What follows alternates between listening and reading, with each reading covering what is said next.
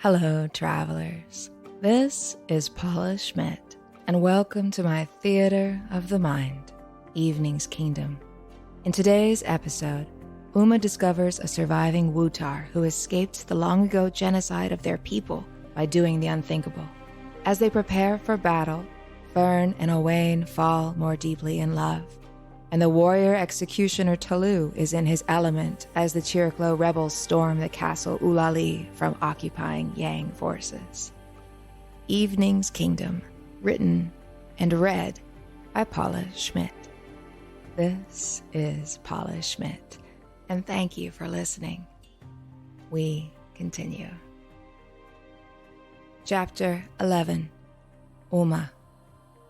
Even at this distance, under cover of darkness, as the great reunited diaspora of Chiriklo caravans sieged silently towards the castle Ullalea across the singing sands, Ouma saw the great turrets in the distance that she knew and loved so well.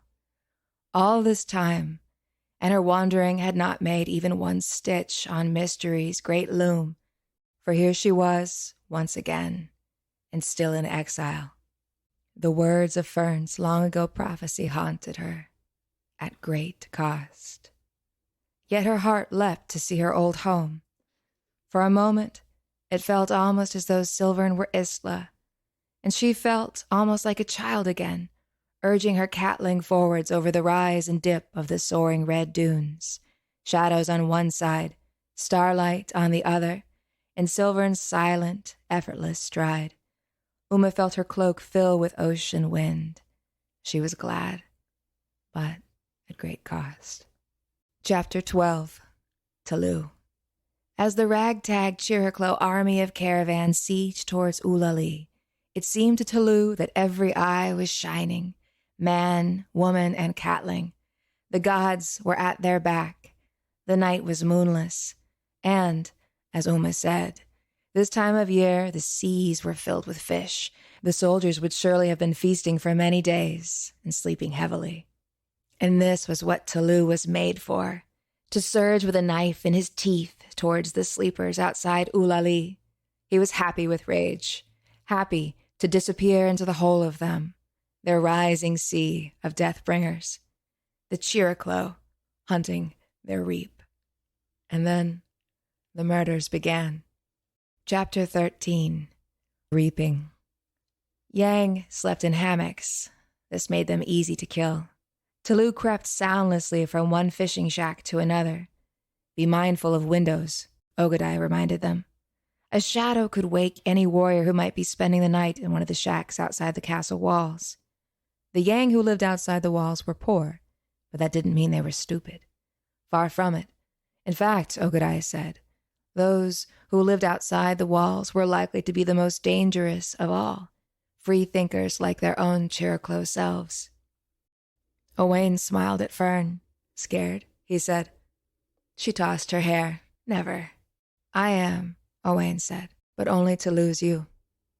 She pressed her forehead to his. Fern could feel her heartbeat, felt herself singing all over with love, terror, and longing to dissolve in him, her beautiful Owain.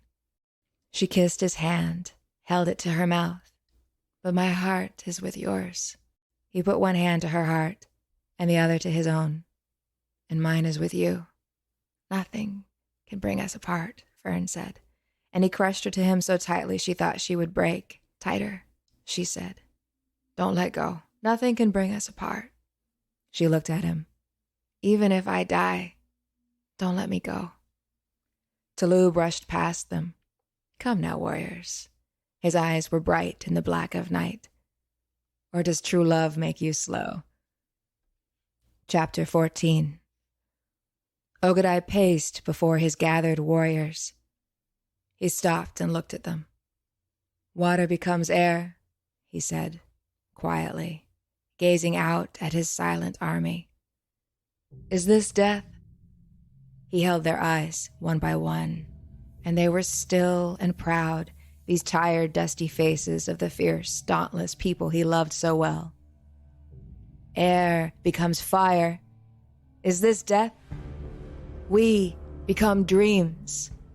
Is this death, my friends? Death walks the sun home across the sky, that she may rise and be born again. Death is our gift to those who live on. If I die in battle for you tonight, my people, my life has been my gift to you, and I am not afraid, for I am yours, and we are home. Tonight, we take the outposts and the port. Before dawn, we set our first explosion here, beneath the gatehouse of Ullalea. Her walls will fall, and we will retake our homeland. Ogadai turned to the head of the siege miners, a tall, shy Chiriklo who was called Elder Worm. The tunnel is ready? Elder Worm nodded. It will be tonight. The castle Ullalea was built upon a rocky outcropping, but it was surrounded by loamy ground. Elder Worm's tunnel was designed for 2 explosions, the second of which would crash the gates. It would almost certainly be fatal for the Chiriklo miners who lit it. The grand old man was covered with red dust from his digging. Any tunic that survived this foray would be a memorable, crusty relic. Ah yes, little grandchildren, gather round and hear the tale of how the great Chiriklo hordes retook their ancient land of Ullalea. Chapter 15. Talu could smell weeks of good living in even the humblest of the shacks. Freshly roasted fish and salt bright oysters, medallions of tender octopus, golden sheaves of boiled grain, eggs of every variety, lizards, fishes, birds, clean water, swept stones, and moonlit wood. While Yang sleepers snored, their dark, occupying cloaks wound about them for warmth. One by one, by scores, Talu covered their faces and cut their throats. He killed like a catling, one quick, savage strike made to the back of the head. It was deft work to jab his knife up into the neck, severing vertebrae from spine. The body was unconscious in seconds, dead in minutes. The victims bled little, and the wound was irreversible. He seethed through the fishing shacks alone, only occasionally pairing silently with another Chiriklo when another warrior came in upon him at his work. Then Talu felt the hot, delicious fever of competition. It was both dread and relish. He'd die before allowing himself to lose any form of competition, even one that was unannounced. He couldn't help but quicken his pace, sometimes killing 5 to the other's 1 or 2.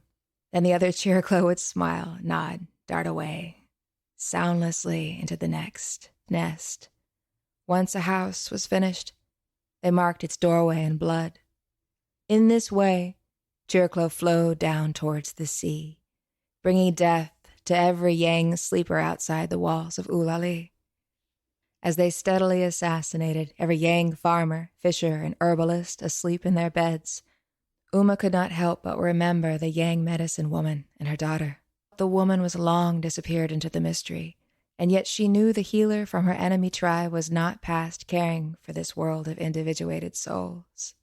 Suppose she watched over Ouma now, as Ouma did unto another tribe the very atrocities it had committed upon her own. For after all, this was what she'd wanted. She'd wanted it so long that the wanting was as her own blood, and now here she stood, up to her mouth in it. Damn me, Ouma thought. She'd not asked for empathy for these people, and yet here it was, as if she'd swallowed stones. But a simultaneous truth.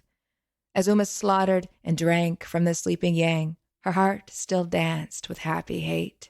She fed, and abruptly, as though their scent was lightning's own signature upon the air, Ouma realized that, for the first time since she was a child, she was not the only Wutar alive in Ullalea. She felt them in the distance, electric, alive, 2 others like her. Just as this strange little man had said, she ran to the door.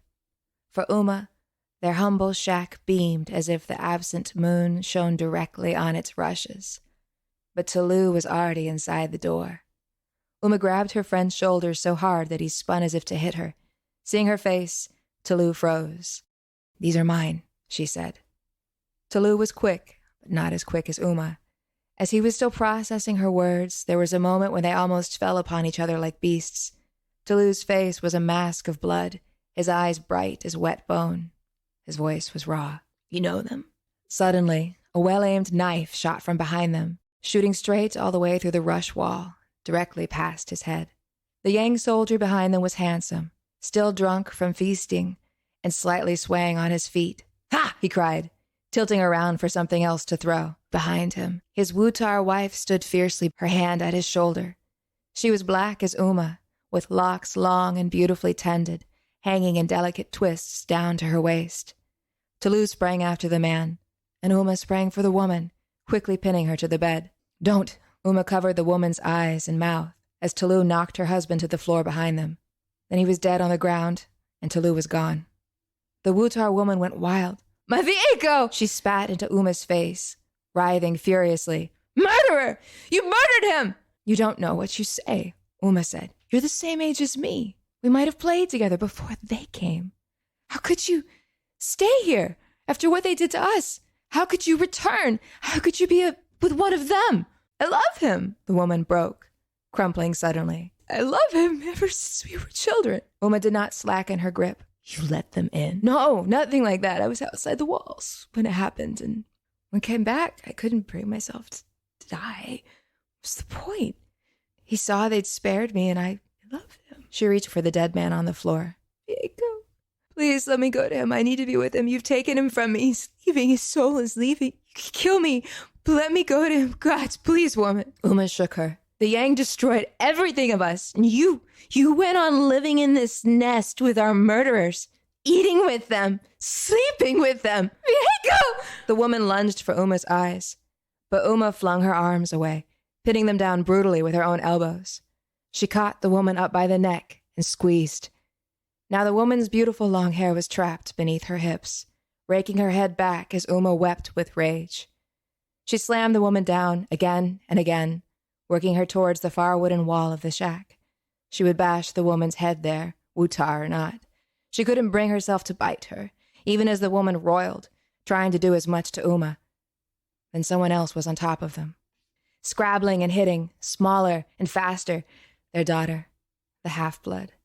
Ouma rammed the mother into the wall and whipped towards the girl, her jaws closing onto the smaller woman's neck. Long locks, dusky limbs. She drank the girl's blood in wild gulps as the child slacked in Uma's arms instantly, eyes rolling back in her head. And for a moment, Ouma saw the girl's mind, understanding that her whole world, everything she'd ever known, was dying. Wealth, decadence, and ruin. It was the order of things, to bloom and then die. The thoughts vanished. The girl was dead. Ouma threw her down beside her parents, and power gusted through her veins, searing her from within. Beneath her cloak, she felt lax as his ink flinch and dance. You made me do this, she said to him. To it, the tattoo. You've made my body a grave. You do with me what you would have me do. But Laxus was silent. Raging, Ouma paced, and then fell to one knee. She bent to the unconscious woman and drank until she was dead and cold. Alone again. She was the only Wutar, alive and left behind. She'd left herself behind. Only then did Laxus speak. Ouma heard him in her mind as clearly as if he were beside her, speaking in her ear. No, Ouma, the deathless god said. This is you. This is Paula Schmidt, and thank you for listening. For more free stories, interviews, and meditations, please visit eveningskingdom.com. Please stay tuned. More from me is just down the road.